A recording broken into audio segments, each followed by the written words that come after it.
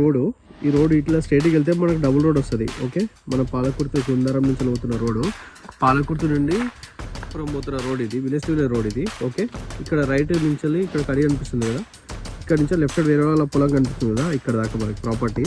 ఈ నుంచి ఎదురుగా తాడి చెట్టు కనిపిస్తుంది కదా, అక్కడ దాకా ఉంటుంది మనం ఎక్రమ్ సైట్.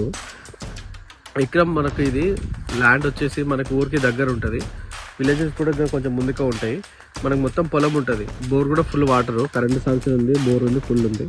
ఎదురుగా కనిపిస్తుంది కదా, ఆ చెట్టు దగ్గరకు ఉంటుంది. ఓకే, మనకి ఈ నుంచి స్టెప్ బై స్టెప్ ఒక 3 పొలాలు వస్తాయి, 3-4 పొలాలు వస్తాయి. లెఫ్ట్ సైడ్ మొత్తం ఆల్రెడీ వరి పొలం, ఇది కూడా వరి పొలం, మొన్ననే కోసినారు. ఓకే, రైట్ సైడ్ కూడా అంతా కల్టివేషన్ ల్యాండ్, లెఫ్ట్ సైడ్ అంతా మొక్కజొన్న. అది ఇక్కడ కనిపిస్తుంది అంటే మొక్కజొన్న. మనకు హైదరాబాద్ నుండి వరంగల్ వెళ్తున్న NH నుండి ఇక్కడికి ఎగ్జాక్ట్లీ మనకి 10 కిలోమీటర్లు ఉంటుంది.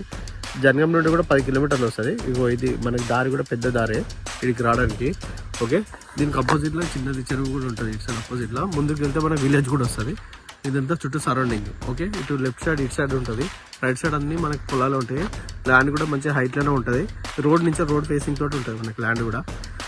ఇది 1 ఎకర్ వస్తుంది మనకి. 1 ఎకర్ క్లియర్ టైటిల్ రైతు దగ్గరనే ఉంది. ఇది ప్రాపర్టీ.